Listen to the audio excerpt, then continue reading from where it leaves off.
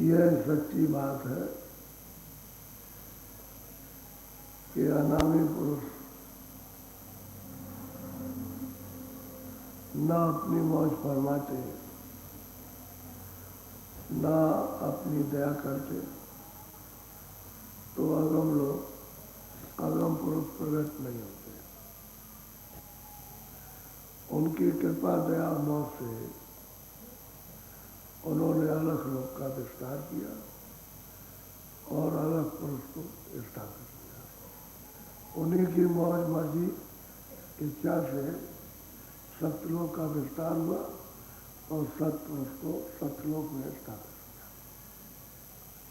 यह उनकी मौज मर्जी से तीनों लोग, तीनों देश, ये एक रस है और उसमें अनामी पुरुष का निज रूप है।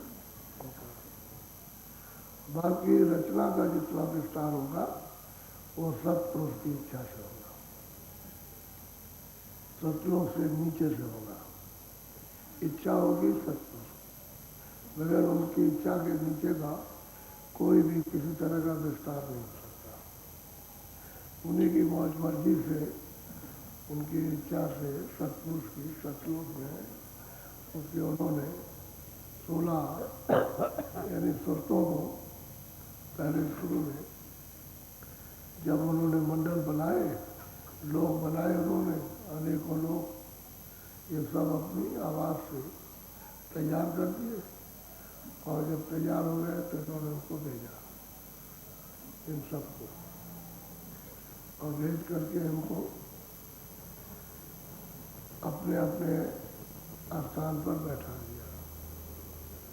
और ये सब लोग उसी आवाज़ पर बैठ के सब लोग उसका सत्पुरुष का अखंड अपना ध्यान, वही तपस्या है जो ध्यान करना, एक सुई एक निशाने से ध्यान करते रहे। अब करते करते करते करते ध्यान इतने कागज में नहीं मिलेगा, इतने जो बीत गए। पृथ्वी को कागज बनाओ, समुद्र को स्याही और बलराय के इन पत्तों को आप कलम बना लो, इतने युग बीत गए इनको तपस्या करते करते। यानी 16 जो सोचते हैं, 16 जो पुत्र आए उनको अपने अपनी जगह जहाँ बैठाया, तपस्या कर रहे हैं। उसी तपस्या से और सत्पुरुष को सो गए, तब इनको बख्शीश किया, दिया उनको। तो सुरतों को देंगे तब कुछ होगा। रचना हर लोगों में सुरतों के देने पर ही होगी, और सुरतों को नहीं देंगे तो खाली अपने अपने मंडल में बैठे रहेंगे। और सत्पुरुष की तपस्या ध्यान करते रहे, क्योंकि पहले कर रहे, जब इतने जो बीत गए, जो लेखा जोखा खत्म हो जाता है तो अकेली रहे, तब उसका जब खुश हो गए, तब फिर इन सुरतों को, चेतन सुरतों को वहाँ से उतार के दिया गया भंडार।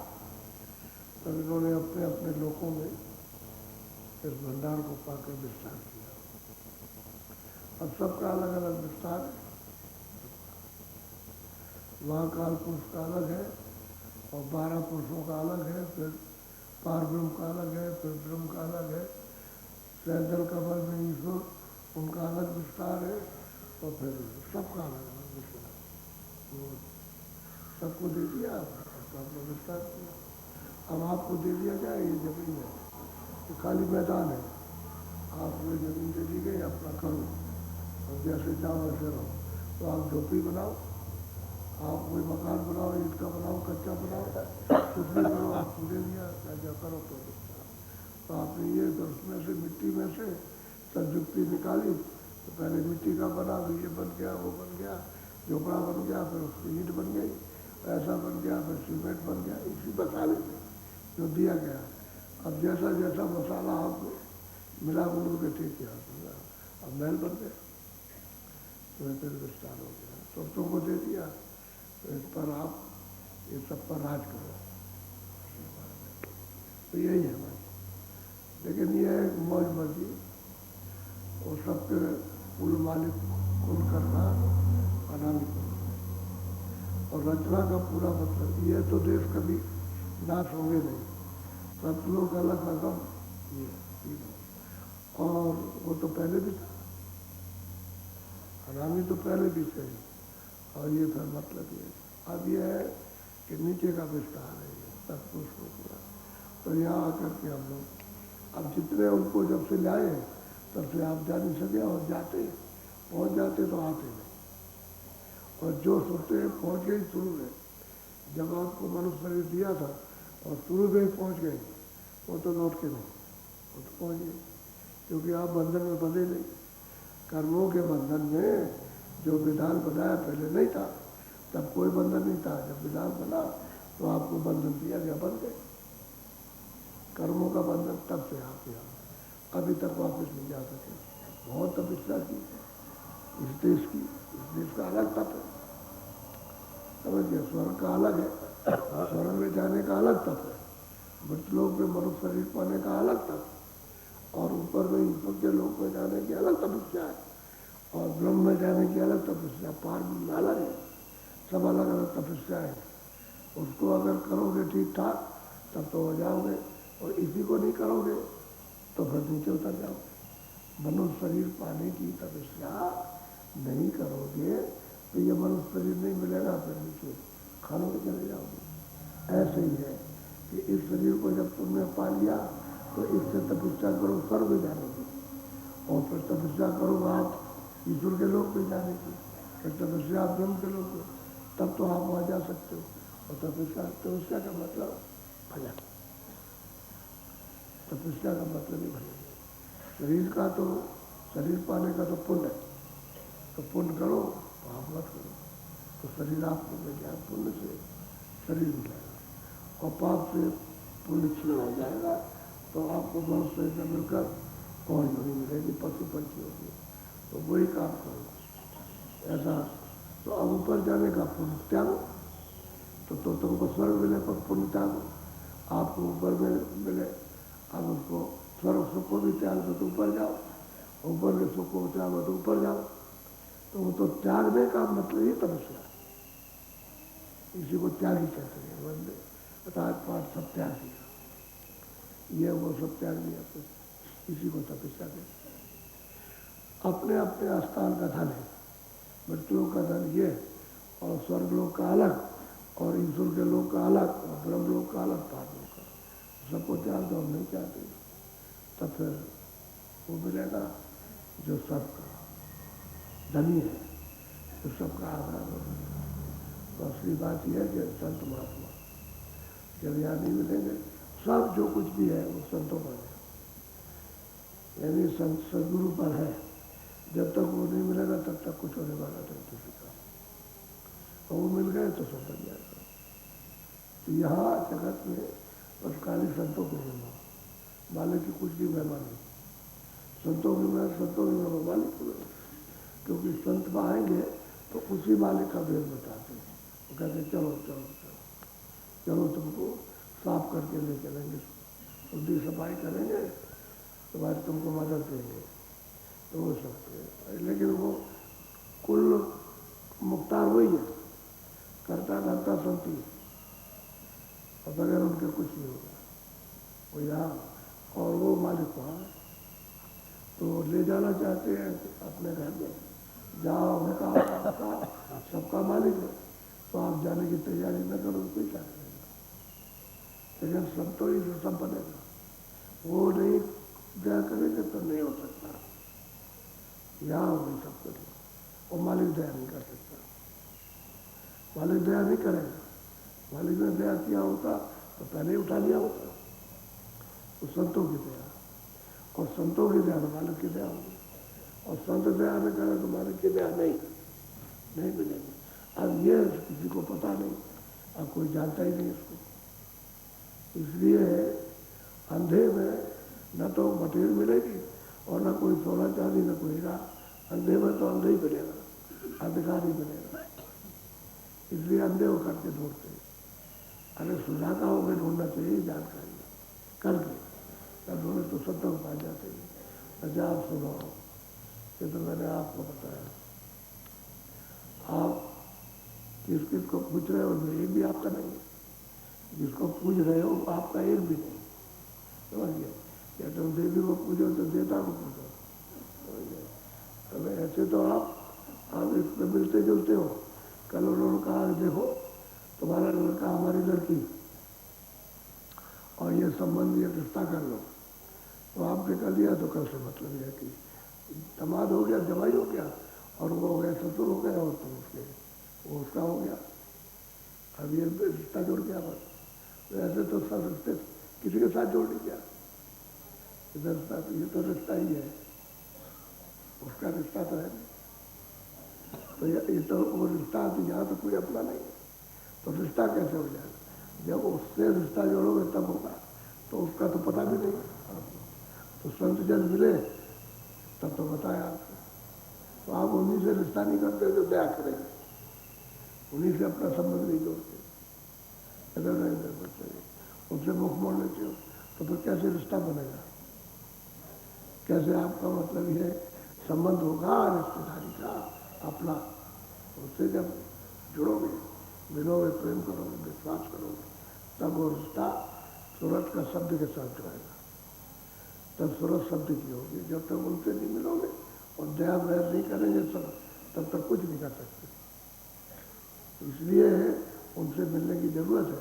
जैसे रिश्ते अब ऐसे चलते हुए मिल जाए तो रिश्ता जोड़ो, जैसे और मिल जाते, और तो मतलब के अपने अपने स्वार्थ के। धन का तो कोई स्वार्थ होता नहीं, उनका तो घर में ले जाने का है, तो यही स्वार्थ कि तुम यहाँ से निकल के घर में पहुँचो। तो आप उनसे रिश्ता जो घर में ले जाओ उससे नहीं जोड़ते हो।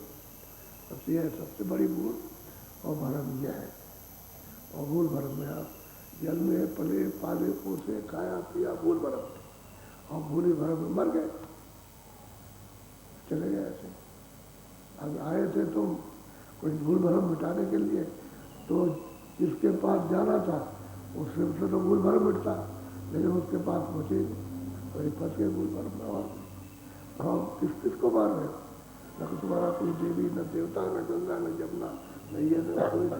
अरे उस घर का कोई मिले तब तो वो तुम्हारा साथ सगा संबंधी है, और वो भी सगा संबंधी कब है? जब रास्ता मिल जाए, जब नाम से जोड़ो तब सगा मिलता है। नाम से जब तक नहीं जुड़ोगे, अंदर में तुरंत नाम से नहीं जुड़ेगी, तब तक रिश्ता नहीं है। रिश्ता वही है कि सूरत शब्द के साथ में जुड़े। क्यों? कि उसी का तो अंश है शब्द का, इसमें भी आवाज है, सूरत में आवाज है, इसमें बड़ी जोर की आवाज है, लेकिन आवाज जो पर्दे में छुप गई, वो तो जब बैठ करके सुनती है तो इसमें आवाज सुनती है, क्योंकि इसमें से आवाज निकलती है तभी तो बोलती है अंदर में, तभी तो सुनाएगी।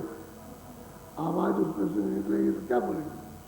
तो सूरत में बहुत आवाज है, लेकिन जब यहाँ सिमट के आए तब पता चलेगा। जब तक इस शरीर के रोम रोम रग रग में, जरा जरा से कण कण में भी ये फंसी रहेगी तो आवाज का बोध नहीं होगा। तो मुझ में आवाज होती है, अपनी भी आवाज सुनो, उसकी भी सुनो। अब मुँह बंद किए रहो तो शरीर में आवाज है और उसके बाद भी आवाज है, तो जब अपनी आवाज को खोलोगे तो उत्तर मिलेगा। ऐसे ही सूरत अपने मुख को खोलती है तब फिर वो सुनता है, और वो मुख खोलता है तो ये सुनती है, दोनों में आवाज है। जब निर्बल हो जाएगी तब भी आवाज, और मिलोने की आवाज। इसलिए रिश्ता संतों से जोड़ना चाहिए, क्योंकि वो घर के वेदी होते हैं, उनके पास सब युक्तियाँ हैं, सब दया की शक्ति है उनके पास में, कृपा करने की है। तो आप भूल भरम को तो उनसे बैठते थे, क्या भाई किसको देवता मानना? वो तो कहते हैं देखो मुझसे मदद लो, तो मुझसे थोड़ा बहुत तो प्यार करो, जैसे तुमसे प्यार किया जाता है, तुम्हारी याद की जाती है, हमेशा सम्मान करते हो, तो थोड़ा बहुत तो प्यार करो, तो मैं अंदर में तुमको मिला दूँ। वो तो ये कहते हैं भाई, बताते किसका? उसी का रुझान बताते, अपने को तो बताते कि मदद ले लो, इससे शरीर से मदद ले लो, वो ये कहते हैं। और कोई मदद तुमको देगा नहीं, और न ये कोई भेद बताएगा। ये तो इतना तो रिश्ता था, अंदर में चलो तुम्हारी मदद कर, अंदर में फिर नाम के साथ जोड़ते हैं। वो अपना सच्चा मतलब कर जो है जो नाम जो कोई पावे, तो जिसका नाम जो हो जाए वही पा सकता है। तो वो तो संत करेगा, दूसरा कोई नहीं। अच्छा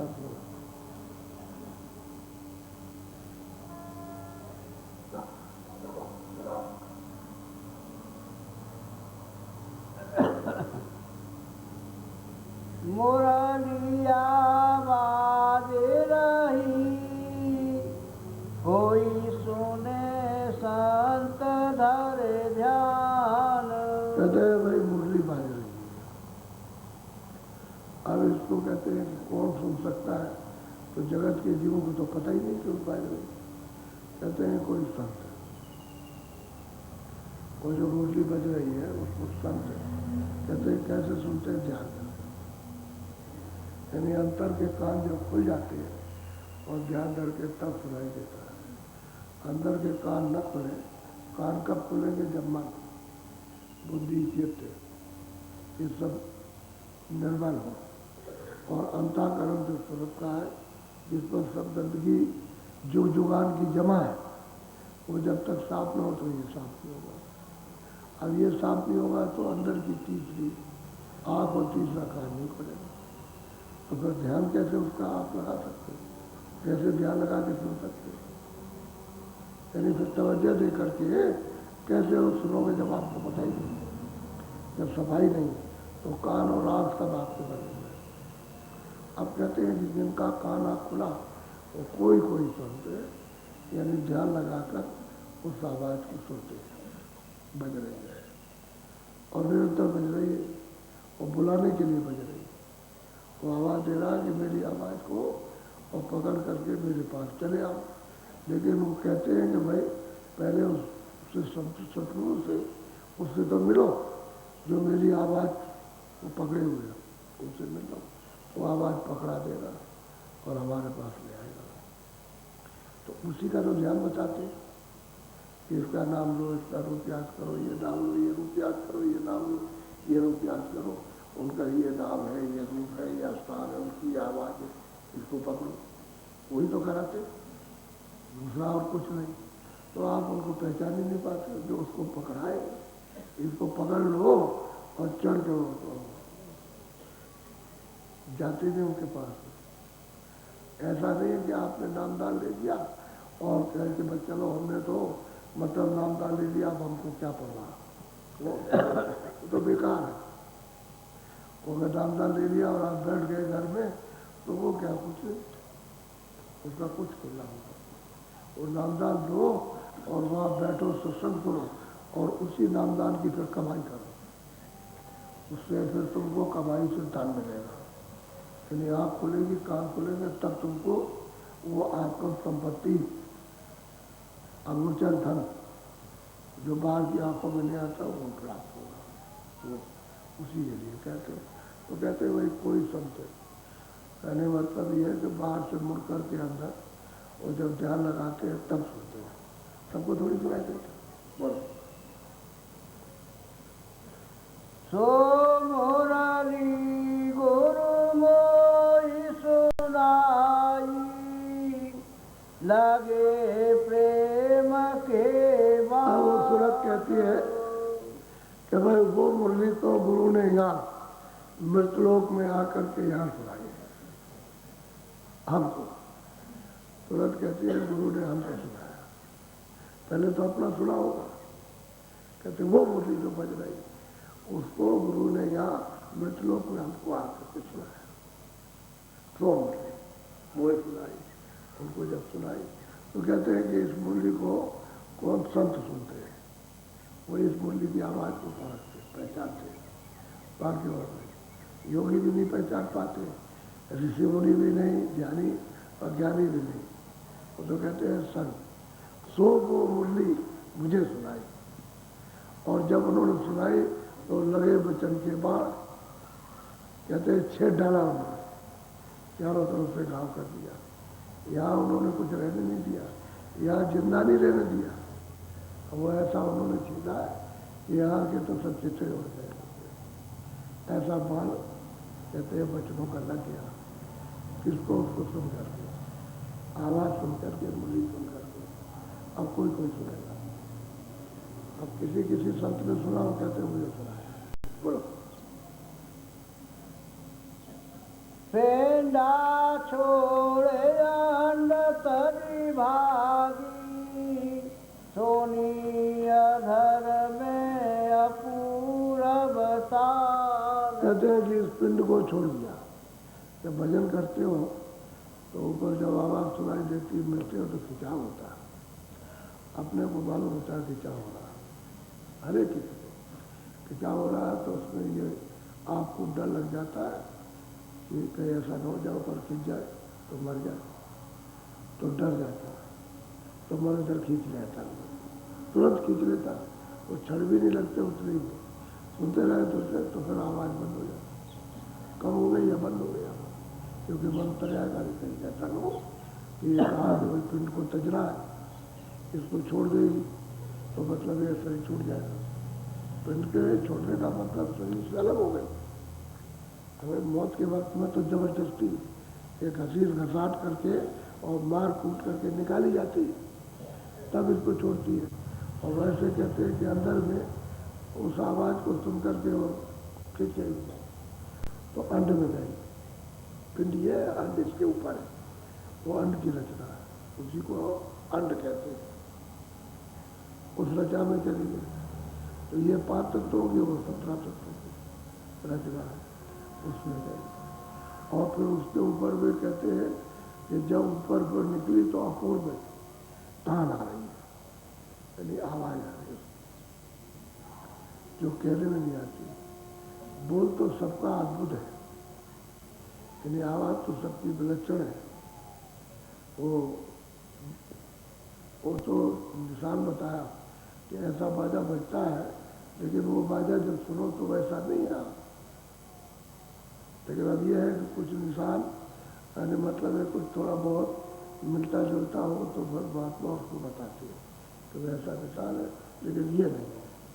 वो तो बहुत बड़ा है, उसके बड़े की क्या तारीफ की जाए। तो कहते हैं कि भाई पिंड को भी छोड़ा, अंड को भी छोड़ा, और ब्रह्मांड में इसकी आवाज़ आ रही है। तो कहते हैं अपूर्व आवाज़, परे की आवाज़। अपूर्व कहते हैं परे की आवाज़ आ रही है उस तरह। तो निर्मल हो जाए तो सुनने लगे, अगर निर्मल हो जाए तुरंत मन बुद्धि चित्त अंतःकरण, तो ऐसे ही बैठे बैठे सुने, कान भी बंद नहीं करना, आँख भी बंद नहीं करना, ऐसे सुनाएंगे। जब आवाज़ें खुल जाती हैं तो प्रेमी ताका कर्म कर फरुआ चलाते रहे, खेती में काम करते रहे, दफ्तर में काम करे, दुकान तो आवाज़ सुनते रहते। लेकिन यह है कि अभ्यास करना ताकि सब सुने, सब आवाज़ें प्रकट हो जाए। ऐसा लग करके, ऐसा तड़प करके और जोश में यानी भजन करना चाहिए, जिससे आवाज़ें सब खुल जाए, हमारा हृदय साफ हो जाए। उसी के लिए कहते हैं कि भाई निष्कपट हो जाओ तो सफाई हो जाए, क्योंकि सफाई भी वही करेंगे। कोई सफाई कूड़ा कचरा तो वही सब निकालेंगे, अपनी औषधि छोड़ करके उस पर उसको सब कूड़ा कचरा निकाल के बाहर, क्योंकि उनके पास तो कूड़े कचरे साफ करने की झाड़ू है, वही औषधि झाड़ू सब साफ कर देगा। तो तुम्हारा हृदय जहाँ सूरत रहती है दम दम चमकेगा, चमकता है हृदय, दम दम चमकता है। तो पवित्र नहीं होगा तो काला रहेगा, अंधेरा रहेगा, दिखाई नहीं देगा तो क्या आँख बंद रहेगी, और जब दम दम चमकेगा तो आँख खुल जाएगी, कान भी खुल जाएगा। बोलो। पाया शब्द मिली हंसन से, खेच चढ़ाई सूरत कमान। कहते हैं कि भाई पिंड को भी छोड़ दिया, अंड को भी छोड़ दिया, ब्रह्मांड में जो बात जो सुन रही है उसको भी मतलब सुना और पकड़ के कही। तो कहते हैं सुन की तार, सुन कहते हैं 10वें द्वार को, वो पार ब्रह्म पद है, कहते हैं उसकी तार। और वहाँ पहुँच करके हंसों से मिला दिया, वहाँ हंस बसते सब हंस रहते, सब श्वेत श्वेत सब रहते, त्रिकुटी है ब्रह्म से, यानी जो ब्रह्म बैठे हुए त्रिकुटी में उनसे 12 हिस्सा ज़्यादा, यानी सूरत का प्रकाश कब हो जाता है? जब वो हंस हो जाती है। मानसरोवर में स्नान किया, बस हंस हुई बस। उस तालाब में, उस सरोवर में स्नान करने से बस हंस हुई। इनसे ज़्यादा प्रकाश इसी सूरत का होता है जो पिंड छोड़ के, अंड छोड़कर और ब्रह्मांड छोड़ करके जब जाती है पार, तो उनकी आवाज़ को सुनती है तो हम सब से जाएंगे, वहाँ मिलती है, अंत रूप हो जाता है। बहुत प्रकाश होता है सूरत का। और उधर से उतर करके आई है तो उसका प्रकाश घटता चला है। क्यों? ये सबको छोड़ती आई प्रकाश, और तेज प्रकाश में थी, फिर मतलब ये धीरे धीरे करके उसका लो प्रकाश छोटा हो गया, और शरीर में आग करके मिल गई तो खत्म हो गया।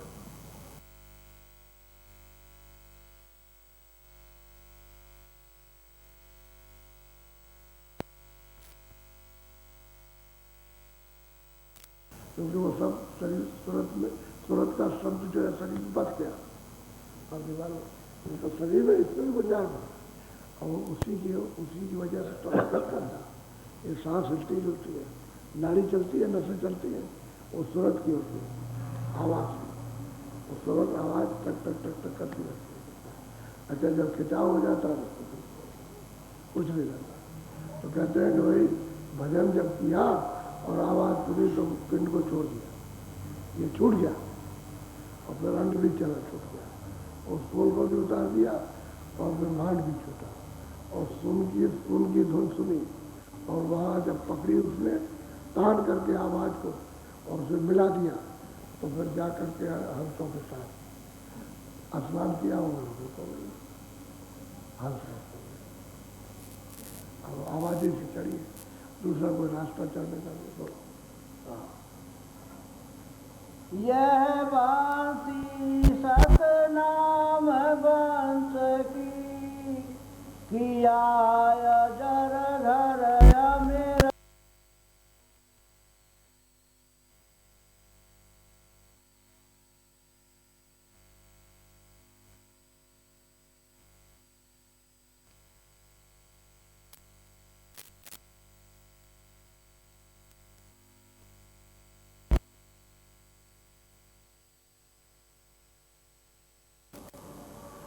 अब उसमें जाके समाये, अब वहीं से आई थी, वहीं उसी जगह से आई थी, उस जगह पहुँच गई। लेकिन कृपा किसकी हो गई? गुरु की। गुरु की कृपा से हो गई। अगर वो नहीं मिलते और वो नहीं सुनाते तो उसे कहाँ मिलता? वो क्या जानते थे भाई भजन किसको कहते हैं, आवाज़ किसका, ध्यान किसको कहते हैं, तीसरी आँख किसका नाम है, तीसरा कान, तीसरी नाम, वो तो कुछ नहीं उसको मालूम है। अब वो सत्संग सुना करके उसको चिता जगा लिया, किसी को चिताना कहते, ये उसके दर्शन की इच्छा जगा दी और करने की इच्छा जगा दी, तो कैसे करेंगे मतलब, और दर्शन के लिए तरफ दिए, तो उन्होंने रास्ता द्वार दे दिया कि देखो द्वार पर बैठो, चिल्लाओ, तो वहाँ चिल्लाती है भजन कर, जब सुना दीजिए अपनी आवाज़ सुना दीजिए, तो फिर आवाज़ सुनाता हूँ, तभी तो पकड़ते आ रहा है। तो कृपा होती है तभी, बिना कृपा बमर गुफा सोहम।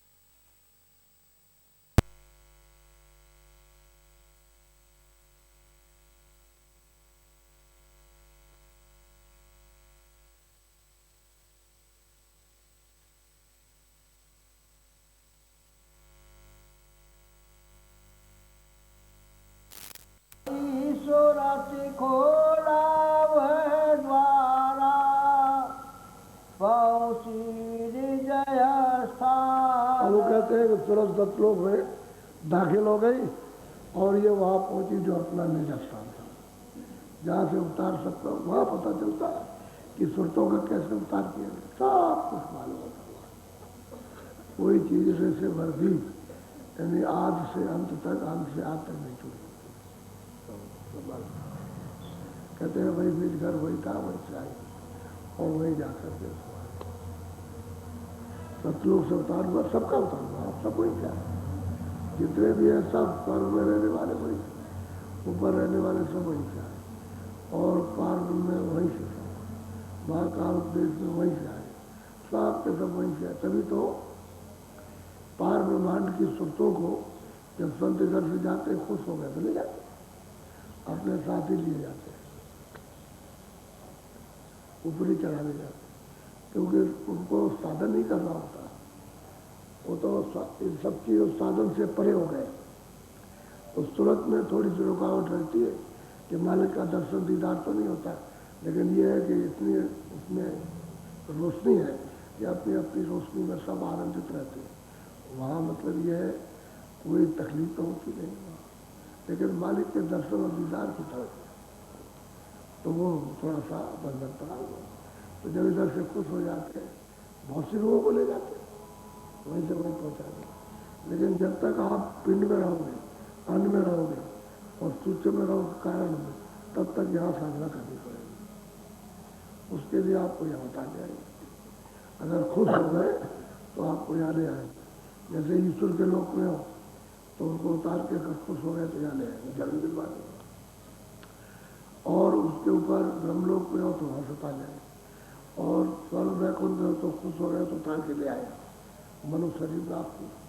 लेकिन यह है कि साधन उन लोगों का फिर जल्दी होता है, क्योंकि ऊपर से आए तो लोगों को उतार के लाएगा तो महात्मा मिल जाएंगे, पूरे पूरे में रास्ता बता देंगे, तो साधन जल्दी हो जाता है उनका। ऊपर नहीं ले जा सकते, ये ऊपर तो उनको ले जाएंगे जब शरीर अलग हो गए, तो ऊपर जो सोते होंगे तो जिससे खुश हो जाए।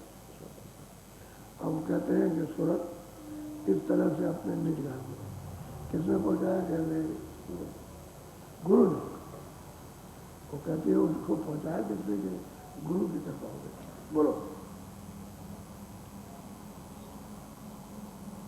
सत्य पुरुष धन बीन सुनाई, अद्भुत जिनकी कहते वो तो सत्पुरुष है, उन्होंने अपनी आवाज़ को सुनाया, जिनकी अद्भुत शान। अब वो तो तख्त सुल्तानी तख्त है, अब वो तो मतलब एक बादशाह, उनका महल क्या है, महलों में मतलब कैसा उनका महल है, उसको क्या कैसा प्रकाश उनका, कितना महल है, उसकी यहाँ क्या उसका प्रमाण दिया जा सकता है, पूछा ही ऐसा उनका महल। आप कहते हैं कि आज उनका बोलो। जिन जिन सुनी आने ये बंसी, दूर किया सब मन का भाई जो भी साधक जिनके ऊपर गुरु की कृपा है, मृत्यु हो गई और दया हो गई, तो जिन जिन ने सुना वो कोई माने क्या माने, किस बात का मान। अरे भाई महात्मा तो वैसे ही छोटे रहते हैं, अब जो इस चीज को पाते हैं वो तो छोटे ही रहते हैं, उसको उनको क्या मानना। मान तो बादशाह को मान तो होती है जहाँ बनावट, उनके यहाँ तो कोई बनावट है, वो तो शुद्ध सीधा, जहाँ कोई विकार नहीं, वो देश है उनका। और वही जीवों को लेते हो क्या क्या कहते हैं, जो इसको पाता है सब विकार उसको तो विकार ही रहता सब चीज। स्वामी जी महाराज कभी कभी सुनाते रहे, खेत में जाया कर बाहर, तो उनको गांव के लोग जो है 1 बीघा 1.5 बीघा 2 बीघा हमेशा यानी दिए रहते हैं कि स्वामी जी इसको आप जो पैदा हुआ आप लीजिए, इसको बतलाओ। कहते वो हम देंगे और बताइए कि आप रखवा ली और कटवा लीजिए। तो उनको 2 बीघा कभी 1 बीघा तो किसी ने कहा होगा कि समझिए हम गन्ना बो देंगे, कोई तरीके ने कहा होगा कि हम बो देंगे गन्ना, बो दे बहुत अच्छा गन्ना, बड़ा मोटा गन्ना। तो गांव के लोग उनके तो 1 बीघा आधे बीघे में गन्ना था और बाकी 4-4 बीघे में गन्ना, तो उनका मोटा नहीं, वो पतला हो, कहीं यहाँ कहीं वहाँ कहीं वहाँ। तो ये मोटा गन्ना हो बहुत बढ़िया, तो जा करके उसमें चट मट तोड़ करके और चूसने लगे खेती में। तो मैं गया तो कभी बोले के लगे कि उधर चले जाना और उधर ही भजन कर जाना। तो वहाँ गए तो गन्ने में बैठ के जाए, तो ऐसे उड़ के चद्दर अपना भजन करते रहे वहाँ गन्ने में। तब तक एक आदमी आया तो हमने सुना तो नहीं कि इसने गन्ना तोड़ा, लेकिन यह है कि हमारा समय हो गया था तो हमने चद्दर ऐसे की। अरे दिन था, कोई रात नहीं थी, जो ऐसे चद्दर की तो उसने हमको नहीं देखा, उसने कहा वो फूट पड़ा तो गिरा एकदम से जोर से जमीन में गिर गया और बेहोश हो गया। बेहोश हो गया तो हमने कहा ये क्या बात हो गई, ये तो उसको मारा पीटा भी नहीं और बिल्कुल बेहोश हो गया, क्या हो गया। तो उसको मुझसे चुराया नहीं, क्या हो गया मतलब उसको तो समझिए कि भूत आ गया, उसने पकड़ लिया। अच्छा हमको अगर वो देख लेता कि भाई कोई आदमी बैठा तो उसने ये तो देखा नहीं, गन्ना था बहुत घना था गन्ना, उसी के बगल में बैठे हुए थे चुपचाप चद्दर ओढ़ करके, ये गया तो उसने सट से तोड़ा। तो हमारा तो समय हो गया था उठने का, हम तो उठे, गन्ना तोड़ा तो तब तक उठे, हमने चद्दर ऐसे किए उतरे को गिर गया। बहुत देर तक उसको हिलाया डुला कर वो आ गया। जब वो ठीक हो आ गया तो हमने उससे कहा अनिल भाई तेरा खेत तो बगल में, तो उसमें से गन्ना तोड़ता है, तो उसे क्यों तोड़ता है, इसमें से क्यों तोड़ता गन्ना। कह रहे ये मीठा ज़्यादा, वो मीठा नहीं है, अब वो मीठा है, ये मीठा है, उसका गन्ना। तो हमने स्वामी जी से कहा कि स्वामी जी जो जाता है उसी में गन्ना और तोड़ते उसी में खाते। अरे कह लगे हंसने लगे, अरे कह लगे बादशाहों का माल तो लुटा ही करता है, बादशाहों का माल तो लुटता ही है, और क्या कंगालों का माल तो भी लुटता है, और क्या। अच्छा अब जब गड्ढा जब गुड़ बनाया उन्होंने 4 बीघा खेत में 4 मन भी नहीं, और उसमें उसमें 8 मन गुड़ हुआ, उतने खेत में 8 मन, और खाया पिया सब लोगों ने उसमें। तो कहा तो अरे बड़ी बरकत होती है, मालिक देता रहता है, वो भी खा जाएंगे इसमें से और सबका काम चल जाएगा। तो कहने का ये है कि देखिए दया ऐसी होती है, कृपा और दया की बात तो ऐसी है, तो इस दया को तो लेना चाहिए। जो समझाने की चीज़ तो समझाओ और बाकी दया पर छोड़ दो। बोलो। सोरत समारत निरतिनि पाई, सोरत समारत निरतिनि हारत पाई गई अब नाम निशान। कहते भाई ऐसी गुरु की कृपा मृत्यु को हुई, ये पिंड को भी छोड़ दिया, अन्न को भी, ब्रह्मांड को भी छोड़ दिया। कहते हैं अपने निज घर में, जो अपना सच्चा घर है उसी को निज करते हैं। हम लोग तो कह ही नहीं सकते, अभी बैठे समय पूरा हो जाए तो थोड़ी पूजा करते हैं, तो ये तो हमारा निज घर नहीं। वो निज घर जहाँ कभी बदली न हो, कहते हैं कि अब वहाँ पहुँच करके तुरंत कहती है गुरु की कृपा दया से हुई ये निशान मुझे मिला। यहाँ अगर वो निशान न मिलता, ये घर नहीं मिलता हमको, हजारा वर्ष अपना घर नहीं मिलता, और ना आप मालिक के दर्शन कर पाए। इसी तरह से साधना करना, ऐसी लगन से, प्रेम से, भाव श्रद्धा से साधना करो, वही आपके काम है। जितनी मनुष्य की चीज़ें हैं श्रद्धा प्रेम की, वो ये करो, और ऊपर की चीज़ें जैसे चढ़ाई हो सब मिलती जाएगी, सब श्रद्धा विकसित जाएगी, बढ़ती जाएगी, श्रद्धा भी बढ़ जाएगी, प्रेम भी बढ़ता चला जाएगा, समझ के सब बढ़ेगा। और मतलब ये है कि आपको अमूल चीज मिलती जाएगी, सब बढ़ती जाएगी। साधन करना चाहिए, इसीलिए तो अब देखो हमको 2 वर्ष से ऊपर हो गए, अब भंडारा आएगा तो 2.5 वर्ष हो जाएंगे। अब भंडारा के बाद अच्छा कोई आदमी कहते कोई संसार की बात, सुबह सत्संग किया, शाम को किया, कोई संसार एक बात नहीं। संसार ने बताया कि भाई जिसमें तुम फंसे हो ये सब बखेड़ा, ये सब यदि जंगल की कटीली झाड़ियाँ उसमें फंसे हो तो निकलो, तो निकल के तो इसमें रहो, इसी में, और थोड़ा सा निकल आओ इससे। अब तो जैसे भजन के वक्त में अपने मन को, बुद्धि को, चित्त को आगे डालो, यही तो कहते हैं, और तो कोई बात नहीं है ऐसी। ये तो बात आपको समझा रही है, तो ये अगर समझाना बंद कर दें तो आपको समझे नहीं आएगा, और फिर समझोगे कि फिर क्या, तो खेती है उससे शरीर का पालन तो खेती का। अच्छा हमको तो आप लोगों ने देखा कि हम जब उस समय पर थे तो हम फगुआ चलाते थे आपके साथ,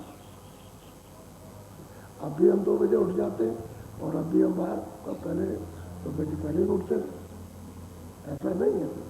तो ये बात है, तो अपना पालन पोषण करो इससे, और उसके बाद में मतलब फिर हट जाओ, तो भजन करो, भजन ही तो हटना है, वही तो इससे अलग होना और क्या।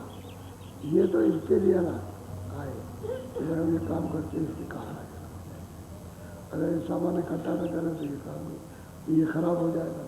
इसमें जीवात्मा बैठी भजन करेगी ये ठीक ठाक रहेगा। दवा क्यों खाते हो कि ठीक ठाक रहे, भजन करो या कोई काम करेंगे, इसलिए दवा तुमको आप में कमी हो गई, कहते खून की कमी हो गई, खून नहीं आप इसकी कमी हो गई, उसकी कमी, चीनी की कमी हो गई, तो हवा की कमी हो गई, तो हम अब बताते हो तो उसको दवा उस कमी को पूरा कर लेता है। अच्छा अनुकूल दवा बैठ जाएगी तो पूरा हो जाएगा, और विपरीत बैठेगी तो कोई फायदा नहीं, विपरीत बैठेगी तो फायदा नहीं होगा, वो तत्व को पूरा करना। जैसे जल तत्व है, अगर वो दवा मिलेगी तो जल तत्व पूरा, और अग्नि तत्व घट गया तो उसको दीजिए तो अग्नि तत्व, पृथ्वी तत्व अगर वो तत्व नहीं मिला तो उसको नुकसान हो जाएगा, तभी कहते हैं हमने दवा खाई बड़ा नुकसान हो गया, इस फायदा नहीं किया और नुकसान हो गया, इसके माने क्या अनुकूल दवा नहीं, वो तत्व नहीं मिला जिससे कि वो हो जाता समान हो जाता, वो तत्व वो गया है जो एक को बढ़ा दिया, एक को घटा दिया, इसलिए शरीर ठीक नहीं रहेगा, तत्व पूरा होना चाहिए।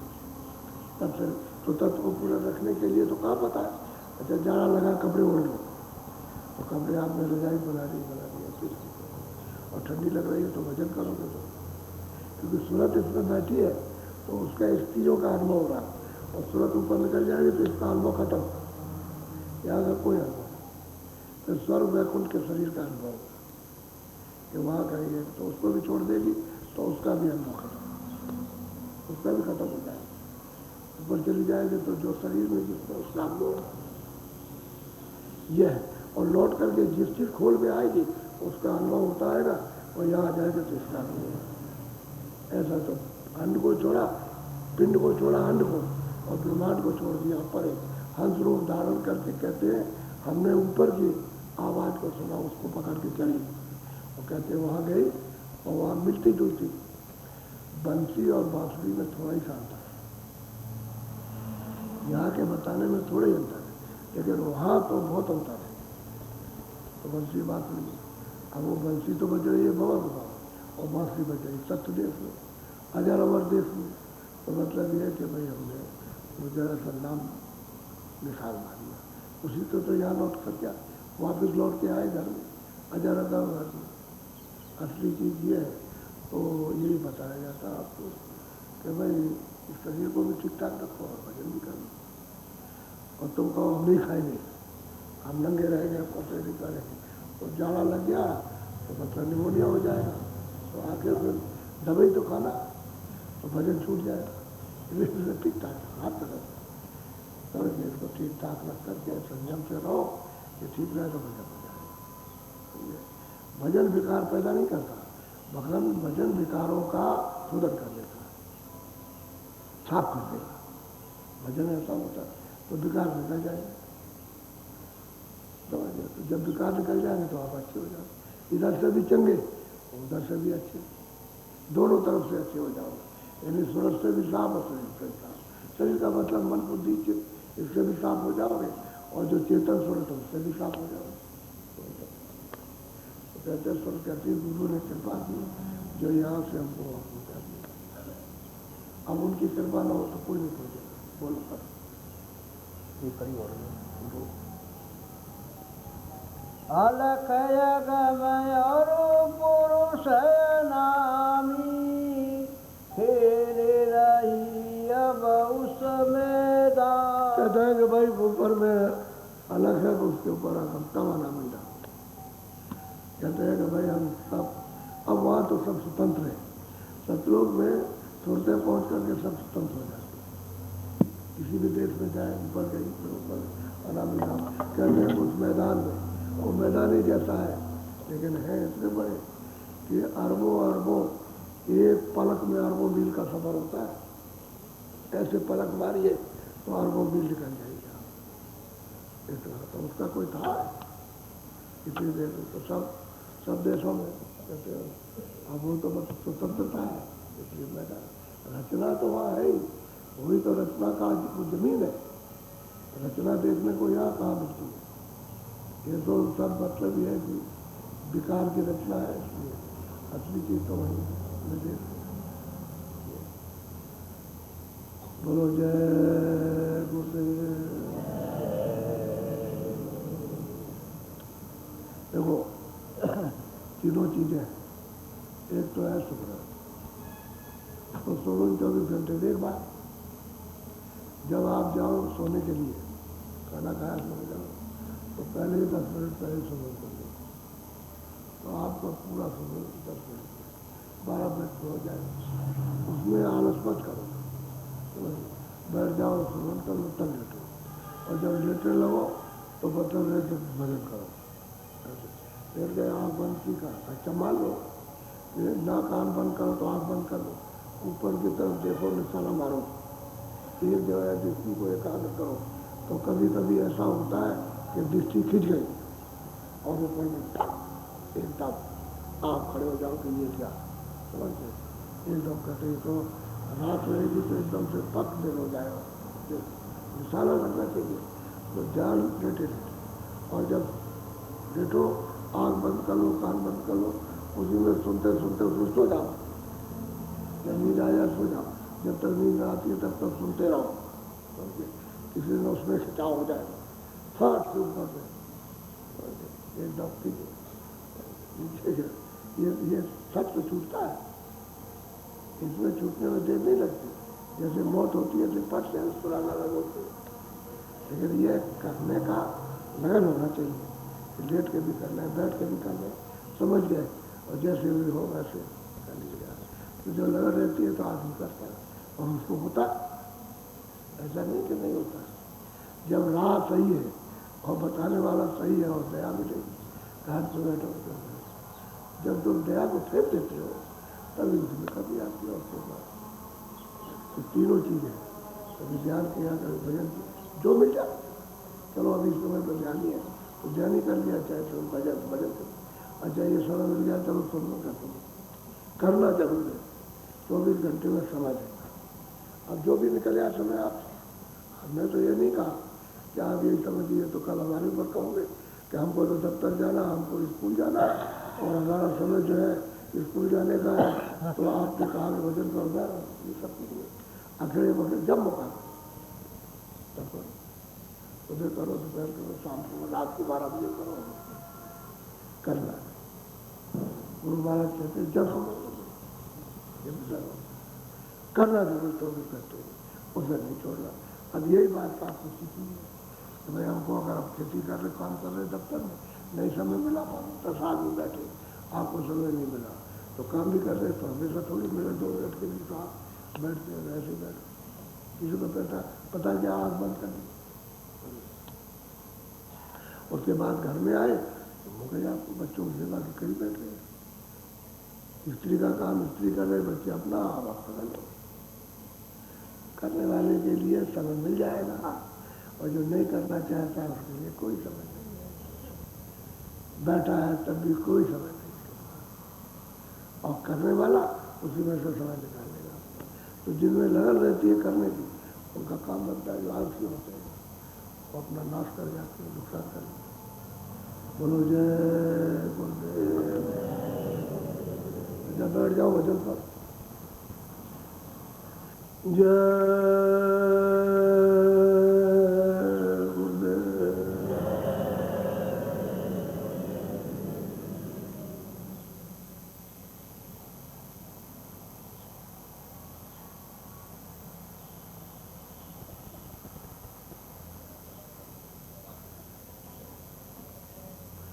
मतलब दिवाली आई और दिवाली के बाद फिर तुरंत अभी इतना बड़ा कार्यक्रम होगा तो